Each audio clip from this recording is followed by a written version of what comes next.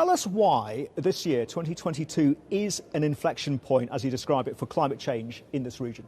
Sure. Well, I think the big headline, coming out of the report and the change from last year is the immense progress that's been made. If we compare where we stand today to Ecosperity just 9 months ago, ambitions and commitments across the region have really reached a high water mark. We saw 8 out of 10 countries commit to net zero at COP26 last year. More and more corporations, a threefold increase, have committed to net zero targets of some shape or form, and significant movements with investors and the like.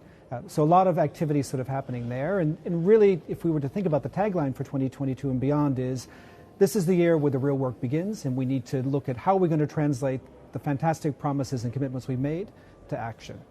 And there's, frankly, a lot of work to do, and a whole lot more investment needs to be committed, Dale, and spent to get emissions down. So $20 billion in terms of investment committed, that falls well short of the estimated $1 to $3 trillion needed.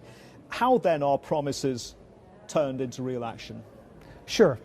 Well, one of the things we did as part of this year's report was dig deep into investment. And we have seen investment scaling up. And a significant sort of increase, particularly over the last 3 quarters, as more investors and particularly corporates are getting behind net zero and the like. But you're absolutely right.